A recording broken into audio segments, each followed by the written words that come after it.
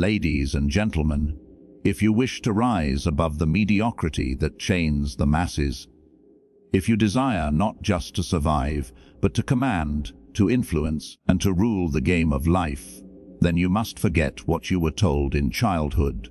The world is not fair, it is not just, it is not kind, it is strategic.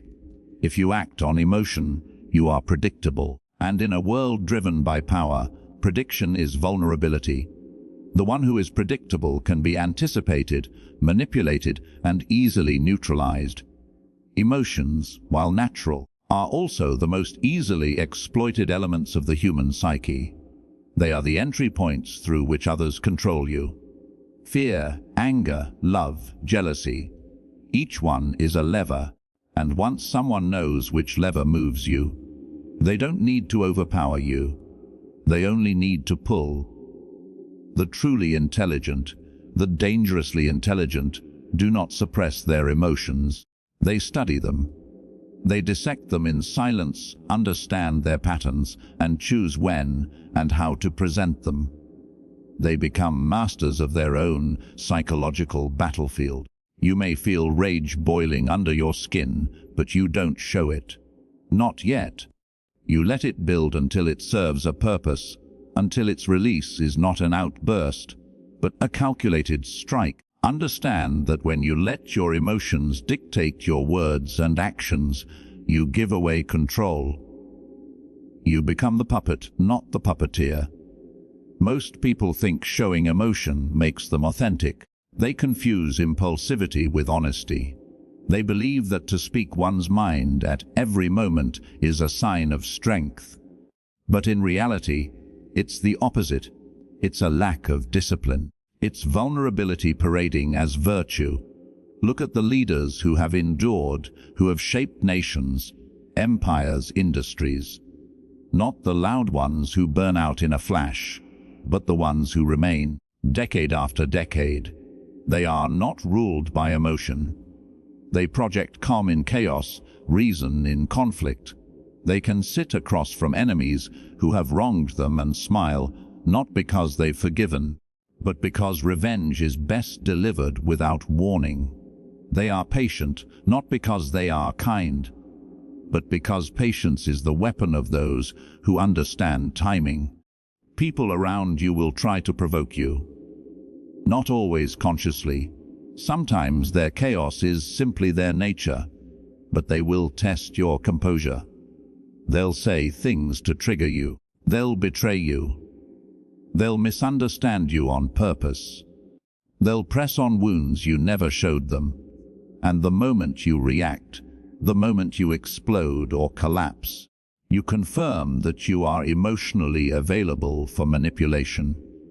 They'll store that information. Even if they smile, even if they apologize, they've now learned something: you bleed. The goal is not to become emotionless. That is neither realistic nor human. The goal is to weaponize your emotional intelligence, to control it like a blade. Your anger should be cold and quiet, never hot and loud. Your sadness should be reserved for solitude, not public consumption. And love, real rare strategic love, should be given not freely, but wisely, only to those who understand the cost of receiving it. This world rewards those who maintain poise while others panic. The one who keeps their head when everyone else loses theirs holds the keys to the situation. Imagine a room on fire, chaos, screaming, confusion. The one who walks through the flames without rushing, without breaking their gaze, becomes the leader by default. Not because they asked, but because they embodied control when others surrendered it. It is in crisis, in betrayal, in conflict where emotional discipline becomes your most lethal advantage. The ability to look at someone who has tried to harm you and remain unreadable, that is power. The ability to hear criticism, mockery, even threats, and respond not with aggression but with strategy, that is mastery. Every time you feel the impulse to react, and instead choose to observe, to pause, to reframe, you sharpen your edge. You remind yourself that being emotionally reactive is being mentally weak, and weakness invites predators. But the one who observes his emotions like a scientist, not a victim, becomes untouchable. People say they want the truth, but what they really crave is comfort dressed as truth. They don't want the raw, unfiltered reality. They want it sweetened, shaped, and softened to fit their worldview.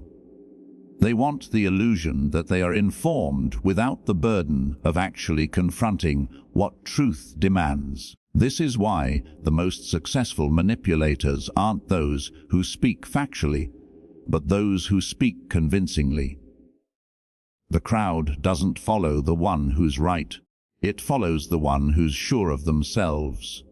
Certainty, not accuracy, drives belief.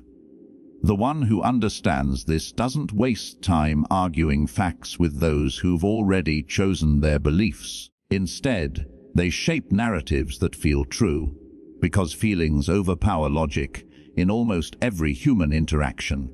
You must understand how fragile perception is and how easily it can be bent. When you realize that people don't care if something is real, only whether it looks real, you step into a realm of control most never even realize exists. A polished lie will always outperform a sloppy truth, especially if it's what the audience wants to hear. That's why those who truly move people, politicians, influencers, leaders, are not the most truthful, but the most aligned with the emotional needs of their followers. They reflect back to the people what they already believe, or what they desperately want to believe, and they frame it as insight. The lie is rarely big. It's subtle, believable, just enough to bypass scrutiny, but strong enough to guide action. This is the art of illusion, and those who master it become untouchable. When someone presents you with a version of the truth, look at who benefits. The facts alone rarely tell the full story. It's the framing, the emphasis, the omission, and the delivery that determine how the truth is received. One man's terrorist is another man's freedom fighter. One decision can be painted as bold leadership or reckless arrogance, depending entirely on the story attached to it. And it is always about the story. Facts are secondary. Emotions decide what people believe, and logic is used afterward to justify it. If you control the narrative, you can make people see a villain as a hero, a failure as a triumph, a loss as a necessary sacrifice. That level of influence isn't given. It's taken by those who dare to rewrite the version of reality people consume. This doesn't mean abandoning truth entirely. It means understanding when truth is useful and when it is not. If the truth supports your position, shout it. If it doesn't, reshape the context, reframe the moment, redirect the focus. The game isn't about lying. It's about telling the version of the truth that serves your objective. Not all lies are spoken. Sometimes, the most effective manipulation comes from silence, from letting people draw their own conclusions you've quietly planted through suggestion and tone and timing. You don't need to convince people with facts. You need to create space for them to convince themselves. The dangerously smart understand that the world doesn't belong to the most honest, but to the most convincing. This is why credibility isn't about truth, it's about consistency. Be consistent in your message, your tone, your confidence, and people will believe what you say without question. Their need to trust someone outweighs their ability to verify you. Once they trust your voice, they stop analyzing your words. And once they stop analyzing, you can tell them anything, not because you've earned the right, but because they've given up their responsibility to doubt you. That is the power of illusion. That is how the world is moved. Not by facts on paper, but by carefully constructed narratives that feel like truth, that sound like wisdom, that echo what the listener already believes deep down. And in that echo, you become their reality without ever needing to prove yourself. Loyalty is romanticized by the weak and weaponized by the strong. It's spoken of as a noble ideal, something sacred, unbreakable, eternal. But in the real world, loyalty is transactional. It has always been. The idea that someone will stand by you no matter what is a dangerous fantasy, one that blinds you to the reality that everyone is looking out for themselves first. People will swear allegiance with words while quietly calculating whether staying loyal to you serves their long-term interests. The moment it doesn't, they will shift, and they'll justify it with reasons that sound noble, rational, even inevitable. That's not betrayal to them. It's survival, and survival always outweighs sentiment. This is why the dangerously smart never assume loyalty. They test it, stress it, measure it like a currency. They know that what people are loyal to is not you, but what you provide: protection, power, access, validation, money, control. Take that away, and their loyalty evaporates. Or worse, it turns against you. People don't betray you out of nowhere. They betray you when the benefits of doing so outweigh the risks. Loyalty is a cost-benefit equation, and if you forget that, you pay the price. You lose control, you expose yourself. You get blindsided by a move you should have seen coming, but didn't because you believed in something that never truly existed.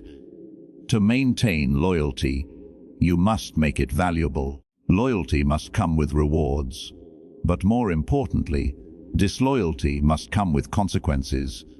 If people can walk away from you, undermine you, or deceive you without penalty, they will. Not because they're evil, but because humans follow incentives. The dangerously smart create a world where loyalty is the most beneficial path, where sticking with you brings gain and turning against you brings loss. That is not manipulation, it's structure, and structure always beats trust in the long run. You must also understand that the most dangerous betrayals come from those closest to you, because only they have access to what others don't. The ones who know your moves, your mindset, your weaknesses. Those are the ones who can do real damage if they decide your time is up. So don't confuse closeness with loyalty. Proximity breeds entitlement. The more someone has been near your power, the more they believe they deserve a piece of it. And when they feel they've waited too long or received too little, they begin to plot. Not always consciously, not always with malice, but the shift begins. You see it in their tone, in their eyes, in the way they talk about others, in the way they downplay your victories and emphasize your flaws. It starts subtle, but if you're sharp, you'll feel it. That's why you never give everything to anyone. Always keep a layer of detachment, a buffer zone between you and everyone you deal with, even those you trust most. Give people enough to feel important, but never enough to become dangerous. Keep your leverage, keep your options, keep your position one step above theirs. You don't owe anyone your full loyalty unless they've proven over time, under pressure, in silence, that they expect nothing from you except what you choose to give freely. And even then, remain prepared, because when circumstances shift, when power changes hands, when opportunity whispers in their ear, even the most loyal ally may turn. Not out of hatred, not out of jealousy, but out of strategy. They will tell themselves it's justified, that you had it coming, that they deserve their moment, that it's not betrayal, it's evolution. And in that moment, you will remember that loyalty is not an emotion, it's a deal, and deals are only honored when they are enforced. Silence is not emptiness, it is space where power gathers. The world is addicted to noise. People speak to fill the void, to validate their presence, to prove they exist. They ramble, overshare, reveal motives, fears, desires, all in an effort to be heard, not realizing that every word is a data point, every reaction a map to their inner architecture. The dangerously smart understand that silence is not absence of thought, but containment of it. It is the ability to observe without being observed, to let others speak themselves into exposure while you remain unreadable. The one who controls their tongue controls the flow of information. And in a world where knowledge is leverage, silence becomes a weapon sharper than any spoken argument. Most people cannot sit in silence. It makes them uncomfortable. It forces them to face themselves. So they speak, and in doing so, they expose. They reveal what they value, what they fear, who they envy, where they are weak. In negotiations, arguments, alliances, it is almost always the one who speaks first who loses ground. The first to explain is the first to be dissected. The first to defend is the first to look guilty. The one who fills the silence tries to claim control, but in truth, they relinquish it. Control doesn't come from dominating a conversation. It comes from mastering the space between words, from knowing when to speak and when to let the silence press against others until they break under the weight of their own insecurity. When you are silent, people project onto you. They interpret your stillness based on their own insecurities.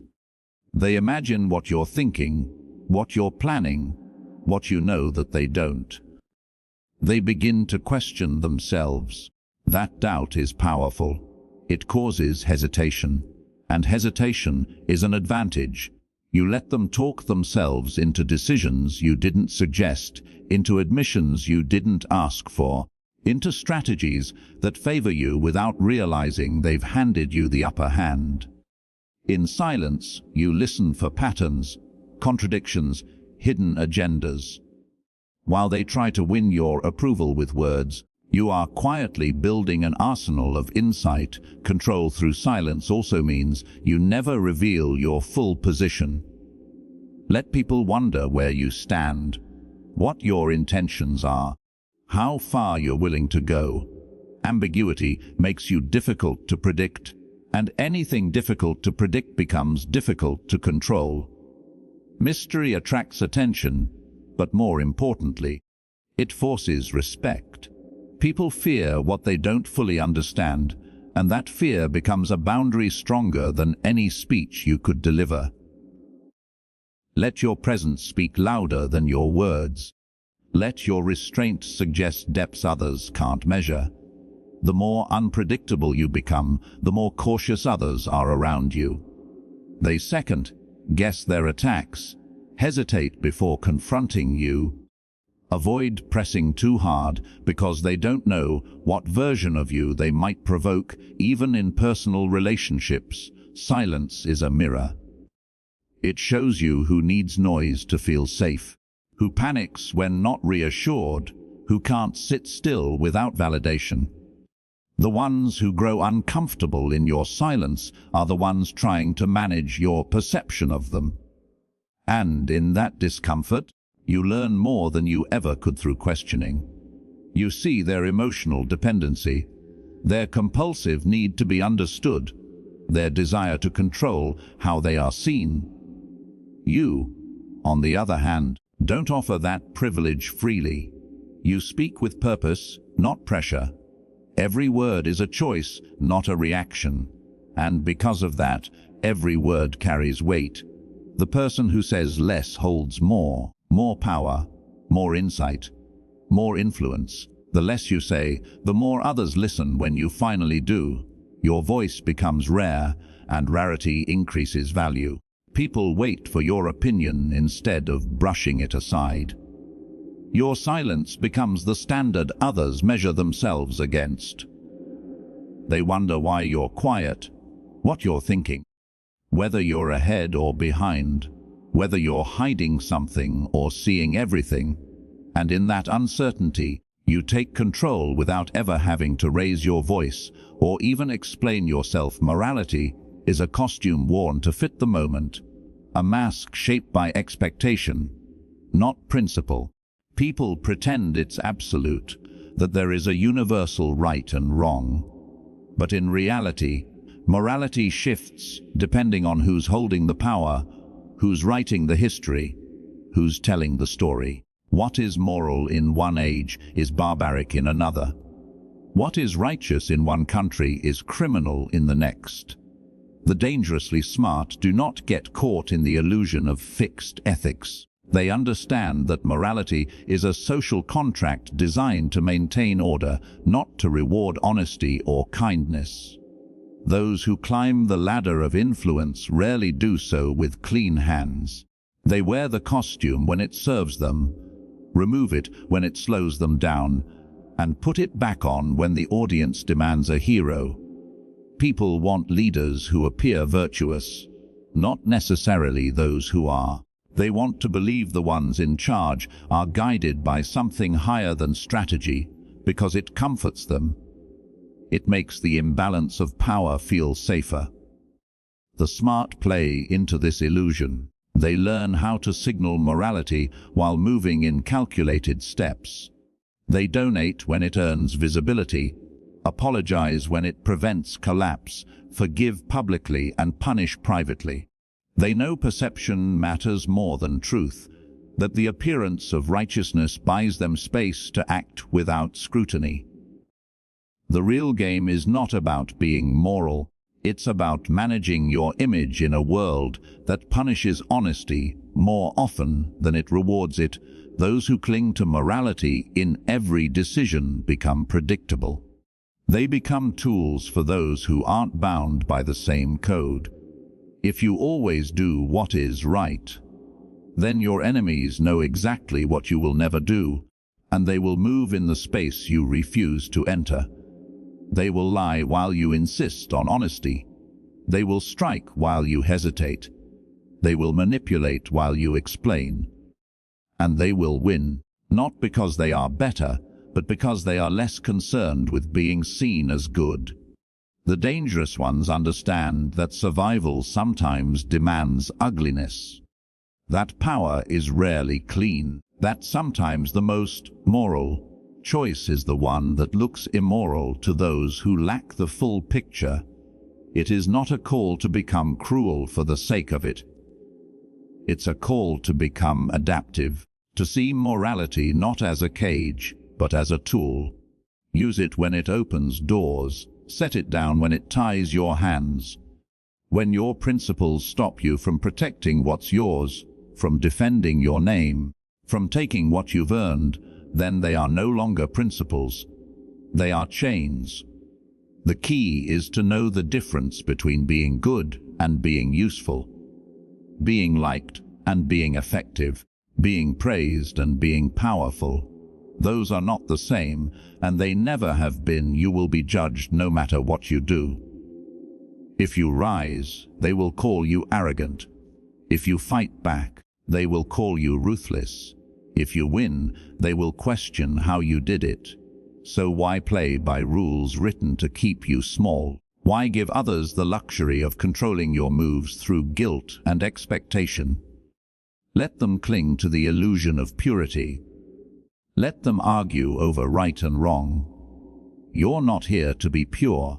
You're here to see the board for what it is and move accordingly. Wear the mask when necessary. Speak in the language of ethics when the crowd demands it. Perform the part of the noble one when eyes are watching. But never forget that beneath the costume, your real duty is to the mission, to the outcome, to the reality of power. You can't build empires with clean hands. You can't outmaneuver predators by following the rules they've designed for prey. Morality is a strategy, and like all strategies, it should be deployed when effective and discarded when it becomes a liability. Control the narrative or be controlled by it.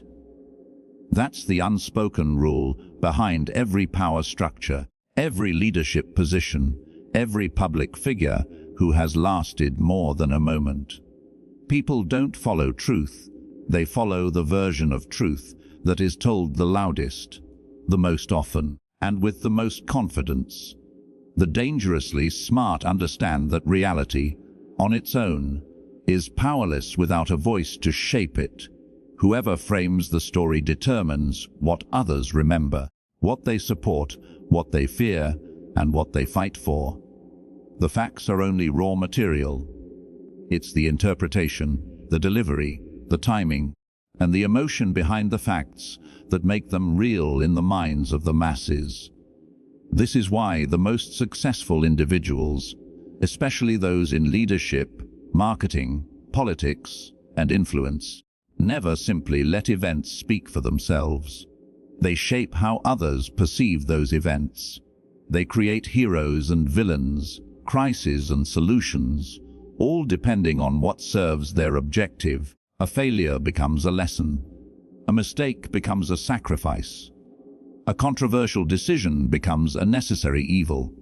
By telling the story first, and telling it well, they remove the power of their enemies to define them. They know that once people believe a certain narrative, they rarely let go of it, no matter how much evidence is presented later. Beliefs are more emotional than logical, and once someone feels something is true, they will defend that feeling like it's a fact. The key is not to lie. Lies are fragile. They collapse when pressure is applied. The key is to present a version of the truth that elevates your position without contradicting reality directly. You guide attention. You redirect focus. You highlight one part of the truth while dimming another. You frame outcomes in a way that makes you look strategic, composed, inevitable. If something works out, it was your plan. If it fails, it was someone else's error or a setup for a larger win. This is not deception in the shallow sense. This is narrative control in its highest form. The art of crafting meaning around events, of turning chaos into story, and making yourself the central figure in that story, not because it's accurate, but because it's effective. Those who ignore this principle suffer in silence, while others rewrite their reputation in front of them. You could be competent, even brilliant, but if someone else frames you as weak, slow, or problematic, and you don't counter that narrative, their version becomes the truth. Silence doesn't protect you, it erases you. If you don't define who you are, others will do it for you, and they will not be generous. So you must speak, not randomly, but with precision. You must craft how you are seen, repeat it until it sticks, and never let your story be told by someone who has something to gain from your decline. Social media, press releases, body language, word choice, tone, these are all tools of narrative. Even how you react under pressure tells a story. Do you panic or do you project control? Do you explain yourself or do you hold firm? Every public move adds a page to the story people believe about you. The dangerously smart never let these pages write themselves. They edit, revise, control the message before it spreads, because they know that perception becomes reputation, and reputation becomes influence, and influence becomes immunity. People don't follow silent power. They follow the story of power. They follow the myth, the legend, the narrative that makes someone look destined, inevitable, chosen. And if you don't give them that story, they won't see your value, even if it's real. So you take control, not just of your decisions, but of the meaning behind those decisions. You don't just make moves. You define what those moves mean. And by doing so, you take control not just of what you are, but what others are allowed to believe you are. The instinct to shine is natural, but the timing of that shine determines whether you rise or get removed. The most dangerous mistake an ambitious person can make is to outshine the one who still holds power. It is not about competence, not about skill, not even about success. It's about perception. When someone above you begins to feel eclipsed, threatened, or overshadowed, they will act not out of fairness, but out of fear. That fear may be silent at first, disguised as advice, concern, or subtle redirection, but eventually it takes form in decisions that remove you from proximity to power. Not because you failed, but because you succeeded too visibly, too soon, and without securing the protection required to survive the attention your brilliance attracted. Those who sit in positions of power often carry fragile egos, no matter how competent they appear. Their image, their authority, their comfort in the hierarchy is built not just on what they've done, but on the illusion that no one beneath them can do it better. When someone beneath them starts to challenge that illusion, even unintentionally, they begin to calculate. They ask questions like, is this person loyal? Is this person manageable? Is this person building influence? The moment your light makes them feel dimmer, they begin looking for shadows to throw over you. And they won't always do it openly. It might come in the form of denying you visibility, delaying your promotion, giving others credit for your work, or slowly isolating you from the decision-making table. The dangerously smart do not reveal their full potential in environments they do not control. They stay just beneath the radar, competent but not threatening, valuable but not irreplaceable, visible but not blinding. They master the art of strategic humility, knowing when to nod, when to compliment, when to appear impressed, even when they are not. They understand that the path to real power is not in proving superiority at every turn, but in learning when to make others feel secure in their position. Let the boss believe they are the smartest in the room, even if they are not. Let them believe the idea was theirs, even if you whispered it to them. Let them win the small battles, because you are playing a longer game. This is not about deception for the sake of manipulation. It's about understanding the emotional architecture of power. No one likes to feel replaceable, especially those who have worked their way to the top. When you respect that psychology, you learn how to rise without triggering the survival instincts of those above you. You learn how to win allies instead of enemies. You learn how to move pieces without alerting the board. The truly dangerous don't just rise. They rise while making others believe it was their idea to lift them. They create the illusion of deference while building undeniable influence. They act like students while thinking like successors. They praise their leaders in public while quietly studying their weaknesses. But there comes a point when hiding your power becomes more dangerous than showing it, when you are no longer dependent on those above you. When your network, your reputation, your results, and your control over perception become strong enough to make you untouchable. That is the moment when you stop playing beneath the spotlight and start commanding it. But until that day, you keep your power sheathed. You watch. You learn. You let others feel safe while you grow sharper in silence. Because the one who survives is not always the strongest. It's the one who knows when to reveal strength and when to let others believe they still hold it. There comes a point in the pursuit of power where bridges stop being paths and start becoming traps. Connections, alliances, loyalties, these are useful only as long as they serve your movement, your protection, your expansion. The dangerously smart understand that not all relationships are meant to be preserved, and that the myth of universal harmony is a comfort for those afraid of isolation. Sometimes, the most strategic move is not to maintain peace, but to sever ties with precision, with calculation, with absolute clarity. Burning a bridge is not an act of rage. It is an act of strategy, when keeping it intact gives the other side too much access to you, too much leverage, too many opportunities to slow you down or compromise your position. People will guilt you into keeping connections that no longer benefit you. They will call you disloyal, selfish, cold, ungrateful. But these words are weapons used by those who benefited from your silence, your presence, your compliance. When you threaten their comfort, they appeal to morality, to history, to memories, hoping to shame you into remaining in a structure that only serves them. But you were not put here to maintain their comfort.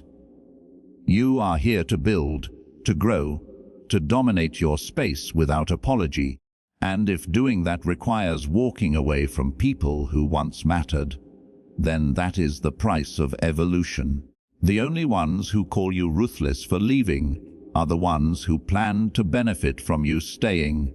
Not every burned bridge is a loss. Some are escapes.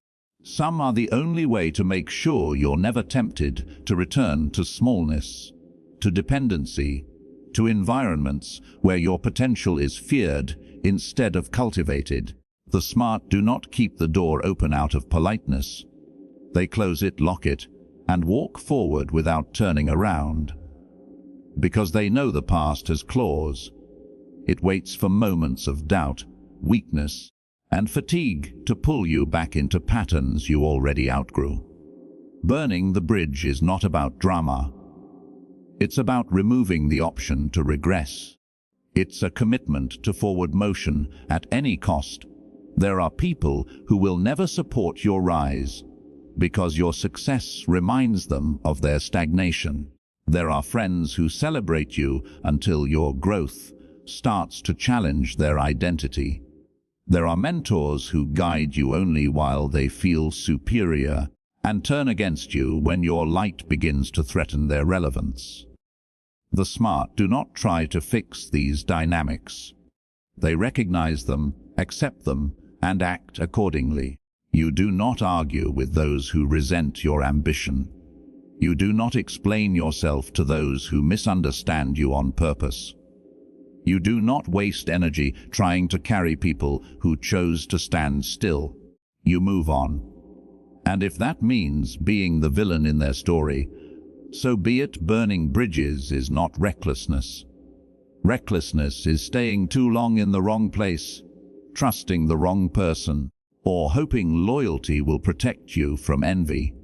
You don't burn bridges impulsively. You burn them when they become liabilities disguised as connections. You do it when the cost of keeping the peace is your freedom.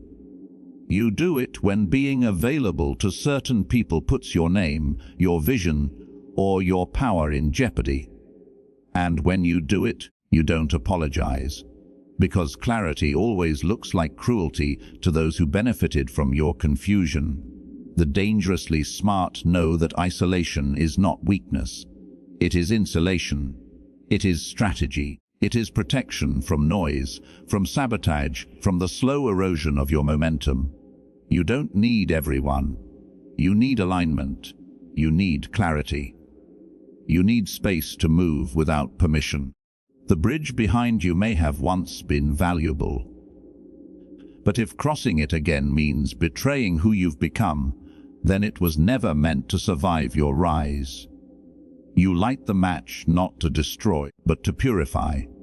Not to create chaos, but to ensure that forward is the only direction left. These lessons are not for those who seek comfort. They are for those who seek power, clarity, control. Not everyone should be dangerously smart, because if everyone were, there would be no one left to rule. But for those few who are willing to drop the illusions, who are ready to see the world not as it should be, but as it is. Welcome to the upper tier of the human game. Remember, in a world of sheep, even a silent wolf is king. Thank you.